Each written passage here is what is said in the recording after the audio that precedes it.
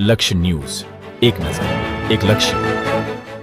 દેત્રુજ તાલુકાના ઓઢવ ગામે શ્રાવણિયા સોમવારનો મેળો ભરાય છે. દેત્રુજ તાલુકાના ઓઢવ ગામે શ્રાવણ માસના દરેક સોમવારે શ્રી ગૌતમેશ્વર મહાદેવના જગ્યા ઉપર શ્રદ્ધાળુઓની ભીડ જોવા મળે છે અને શ્રાવણ માસના છેલ્લા સોમવારના દિવસે મોટો મેળો ભરાય છે અને 125 લાખ બિલ્લી ચડે છે અને યજ્ઞ પણ થાય છે.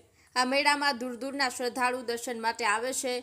અહીં જુદા જુદા પ્રકારની દુકાનોની હાટડીઓ જેવી જરૂરિયાત ચીજવસ્તુઓની અને ફરસાણોની દુકાનો મહાદેવના ચુગાનમાં મોટા પ્રમાણમાં આયોજન કરવામાં આવે છે.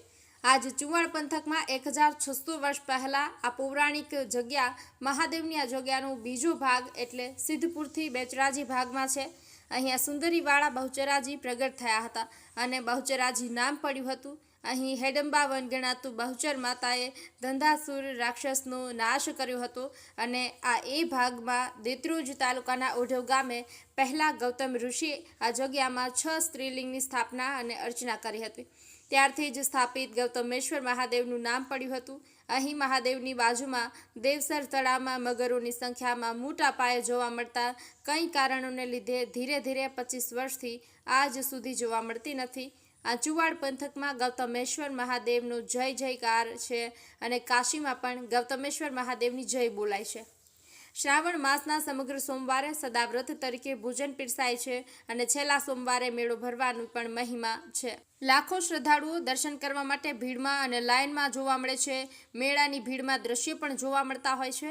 દેત્રુજ તાલુકાનું શેવાળું ઓઢવ ગામ 650થી આજુબાજુ વસ્તી ધરાવે છે.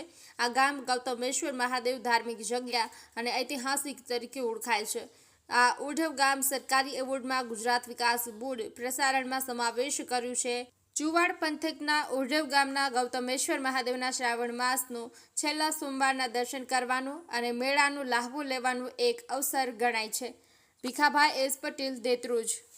મહાદેવ મિત્રો, અત્યારે આપણે જે જગ્યામાં ઊભા છીએ એ પૌરાણિક જગ્યા, મહાદેવની જગ્યા કે જે વર્ષો પહેલાં ચુવાડ પંથકની અંદર હેડંબા વન અને એનો એક ભાગ એટલે સિદ્ધપુરથી માંડી બેચરાજી અને સમગ્ર ચુવાડ પંથને અડતો બોરુવન, અને આ બોરુવનની અંદર ઠંઢાસુર રાક્ષસનો ત્રાસ હતો અને એ ઠંઢાસુરનો વધ કરવા માટે થઈ બેચરાજીની અંદર હાલ જે બાલા ત્રિપુરા સુંદરી મા બહુચર પ્રગટ થયેલા એ જ આ ભૂમિ અને આ જ બોરુવનના એક ભાગ એટલે કે દેત્રુજ તાલુકાનું ઓઢવ ગામ. ઓઢવ ગામની અંદર ગૌતમેશ્વર મહાદેવનું પ્રસિદ્ધ મંદિર અને આ મંદિરની અંદર કહેવાય છે કે 1600 વર્ષ પહેલાં ગૌતમ ઋષિએ શિવલિંગની સ્થાપના કરેલી. આમ તો 5 સાથે કુલ 6 શિવલિંગ અહીંયા પ્રસ્થાપિત છે અને લોકો આસ્થાથી અહીંયા શ્રાવણ મહિનાના દર સોમવારે અને આખો શ્રાવણ માસ પૂજા અર્ચન માટે આવે છે. મિત્રો, ગૌતમ ઋષિનું સ્થાપિત આ શિવલિંગ એટલે ગૌતમેશ્વર મહાદેવનું મંદિર. કહેવાય છે કે ગૌતમેશ્વર મહાદેવની જય કાશીની અંદર પણ બોલાવે છે. આરતી પછી ઓઢવિયા મહાદેવ તરીકે પણ જય બોલાવવામાં આવે છે. એવું આ પવિત્ર ધામ અને હમણાં જ ગુજરાત પ્રવાસન વિકાસની અંદર બોર્ડની અંદર જેનો સમાવેશ થયો છે અને સરકાર તરફથી પણ પ્રવાસન બોર્ડની અંદર આનો વિકાસ થવા માટે ગ્રાન્ટ મળેલ છે.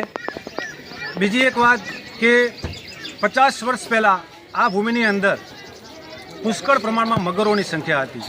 આમ તો કહેવાય કે મગરો એ નદીની અંદર જોવા મળતા હોય, મોટા સરોવરમાં જોવા મળતા હોય, પણ આજુબાજુમાં 15-20 કિલોમીટરની અંદર અહીંયા મોઢેરાની પુષ્પાવતી નદી દૂર છે, છતાં પણ આ વિસ્તારમાં પુષ્કળ પ્રમાણમાં મગરો હતા. અને દેવસર તળાવની અંદર, બેટની અંદર તમે જે ચિત્રમાં કેમેરામાં જોઈ શકશો, આ મગરોની સંખ્યા એટલે બહુ જ પૌરાણિક ધાર્મિક આ સ્થળ. અને આ ધાર્મિક સ્થળની અંદર આજુબાજુના ગામના લોકો તો આવે જ, પણ સમગ્ર ગુજરાતના અને ગુજરાતના જે પણ બીજા વિદેશોમાં વસતા હોય એવા લોકો પણ માનતા બાધા રાખતા હોય અને મસ્યા મહાદેવ તરીકે પણ જેને ઓળખતા હોય એવા ગૌતમેશ્વર મહાદેવનું મંદિર. મિત્રો, સમગ્ર શ્રાવણ માસ 4 સોમવાર, છેલ્લા સોમવારનો મોટો મેળો ભરાય. ભગવાન મહાદેવને જે શિવલિંગ છે ત્યાં 1.25 લાખ બિલીપત્ર અર્પણ થાય છે. 4 પ્રહરની શિવરાત્રિએ પણ 8 પ્રહરની પૂજા થાય છે. શિવરાત્રિ શ્રાવણ માસ અને એ સિવાય પણ આખું વર્ષ ભગવાન ભોળિયાનાથના ગુણગાન ગાવા માટે વિદેશોમાંથી પણ અહીંયા લોકો લાઈવ દર્શન કરતા હોય છે.